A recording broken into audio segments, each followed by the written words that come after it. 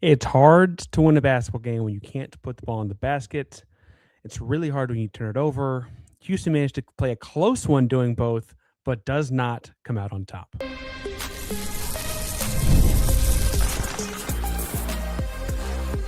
You are Locked On Cougs, your daily podcast on the Houston Cougars, part of the Locked On Podcast Network, your team every day.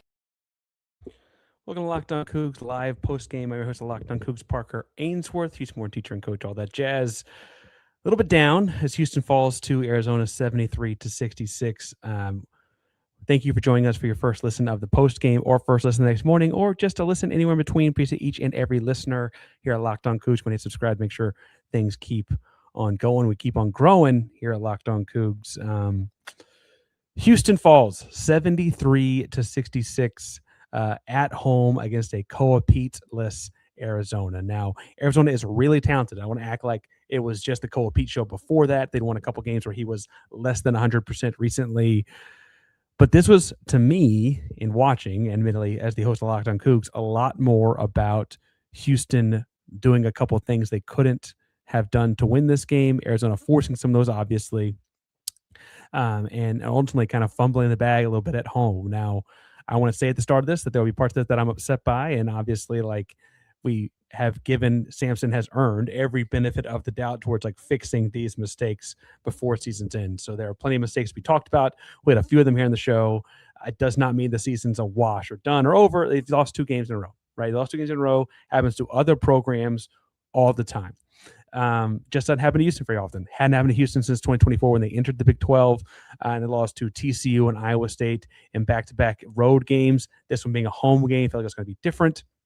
And honestly, you factor in the Coa Pete injury of this 3-game gauntlet where they went at Iowa State Monday, at home versus Arizona today, and then on the road to Kansas Monday.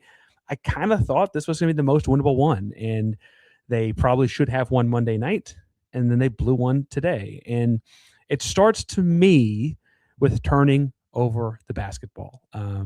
Houston had offensive possessions go dry, and they went about 10 minutes in the second half without scoring. They went 1 of 5 to open the game from the field.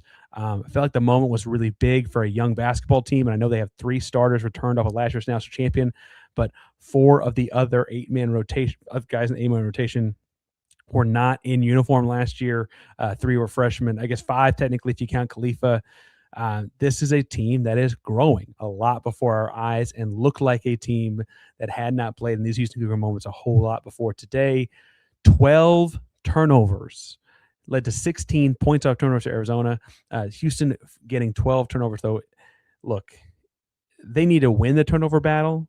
They can't get 12. And they lost a turnover battle 5-12. So not only was Houston turning the ball over a lot, and there were just dropped passes, fumbled balls, just all kinds of problems with it. Uncharacteristically so. Live ball turnovers turned to dunks the other way from guys you want handling the basketball for Houston. Miles Duzian had a couple. Kingsley Flemings had a couple. And it's not to me, it does not strike me as a coach is putting a guy in a bad spot kind of situation when you have a star point guard. Miles Duzian will be a second-round draft pick this summer. Kingsley Flemings will be a top 10 draft pick this summer. You got guys you want handling the basketball still turning it over. Those 2 point guards managed to have, make sure you get the number right here, 3 turnovers between them. Emmanuel had one as well. He's won a bunch of games in the Houston Cougar uniform. You just can't have that. Now, on the more positive side, sure, Kingston had some dots that he just threads the needle through when we miss a shot. And those are plays you live with as a Houston Cougar when the ball doesn't go in the basket, but you're still making good offense. Christian Nac had some big-time rebounds on those. Well, I should point out, Christian Nac did finish the game with 10 points and 13 rebounds. Big second-half rebound of the basketball for the big fella. 4 offensive rebounds felt really, really big in the second half from him. But he had so many chances to offensive rebound because Houston couldn't buy a basket. And the combination of turning the ball over and not making shots will lose your game every time. It doesn't really matter who you play. Then you factor in you're playing a top 4 Arizona team that has won a lot of close games this year, and they're going to make you pay for it. Yeah, look, credit to them. I said during the week, I thought Anthony De La Rosa was going to be a tough matchup for Houston because coming in for Cole Pete, he stretched the floor a little bit more. And what he didn't do that Pete did, he can make up for scoring. He had 22 points off the bench for them today. I think Houston did a pretty good job of taking advantage of Braden Burries not being 100%. They mentioned he might have been sick throughout the week. I don't know how sick he looked today necessarily, but that's the deal. You've got him forced to just 7 points, though. Houston, I thought, handled it 1 of 5 from the field. He did get some free throws down the stretch, but whatever. Karchenkov, we heard from our man Leaf Doolin during the week, was going to be a tough matchup. He had a really impact. He had 16 points. I thought he was more impactful on defense. Karchenkov had a really good game for them. And he, frankly, did a really good job of using his size to deflect the basketball. But let's get into, okay, here's a comment that I'm going to pull up because I agree with parts of it, and I think the emotion of it is probably fair. But Wickware says here that, say what nobody's saying, Tugler cannot stay on the floor missing in action. Tugler had 18 minutes, had a whopping 7 points. He had 4 fouls. And in this, I will say, tightly called game, Arizona had 19 fouls called on them. Houston had 24 fouls called on them. Houston was trying to foul down the stretch. I think that was fairly even a number of total calls in this game. I'm not going to blame that at all for this game. Houston has trouble adjusting and had trouble adjusting, and JoJo has the most trouble adjusting to those situations. Houston hedges ball screens with what they call playing the line of scrimmage. So if my man is setting a screen, I set a wall at his top foot of the screen to make sure the ball does not penetrate off of that wall. JoJo is very handsy at that. He still has been very handsy at that, and they called him on it at least twice. They got said a lot on it as well once. And look, Houston didn't necessarily win the minutes JoJo Tugler was in. For what it's worth, they had Toby Awaka and Mo Krivas both foul out for them as far as their big guys go. Big guys had trouble playing in these kinds of games that are called tightly because it's a super physical game. I think that's part of that is just basketball. But Houston really needs JoJo on the floor. I thought Kingsley Flemings played well in his 20 minutes. He had a couple fumbles here, a couple miscues there, but he also had a couple big free throws and a couple big offensive rebounds, a couple big blocks. And so I will live with that as your bench big. I do think, though, that JoJo could help him out by making that 20 minutes more of a 14 minutes because JoJo's on the floor more. I thought Christian Nac played well in his, and that's your big lineup for Houston. As far as the other bench guys go, McCarty, Harwell, they did fine. McCarty hit 1 shot, I believe, from 3. And Harwell hit 1 as well. You'd love to see one of them hit a second one, but on the whole, that's to me not quite what launched the game.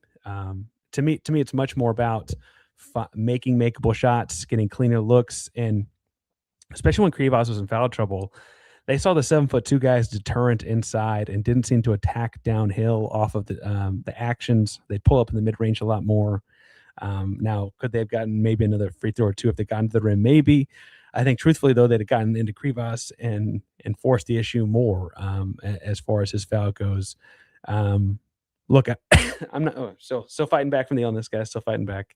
I am upset they lost this game. I think they should have. I was disappointed with some of the things they were doing from a execution thing throughout. I'm not sure it's an effort problem. That execution, making shots you're supposed to make. I mean, Manuel Sharp is the all-time leading 3-point shooter in school history. He went 2 of 8 from 3. You kind of hope he makes at least a third, if not a fourth, at home, playing in front of a big crowd. Christian Nac, we're used to seeing going 1 of 5 or 2 of 5 from 3, kind of depending on the game. He went 0 of 5. I don't think that those guys had any different looks as they normally get. They clearly, though, did not make many more.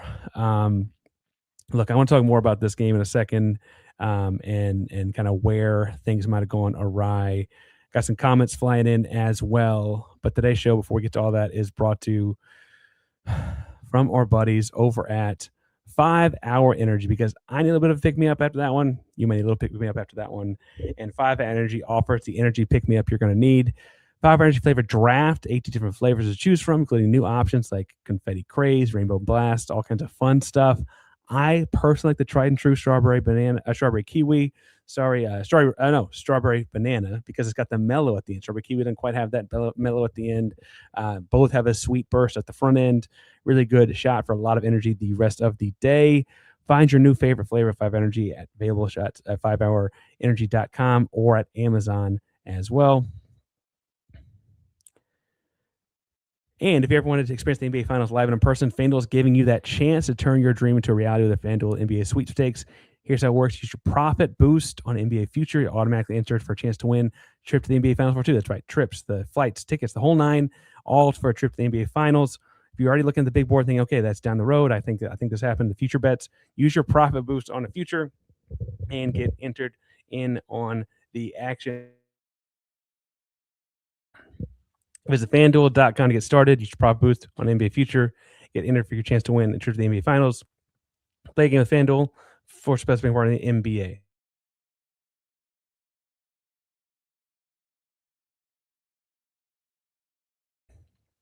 Parker Ainsworth locked on. Coogs here. Fighting through something. Oh, man.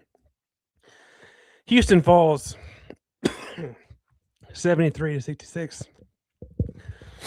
And, oh, man. What do you say? Guy can't turn the ball over like that. You can't miss so many open shots.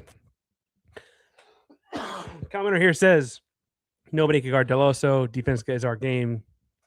I think the truth was that he made shots that our guys didn't.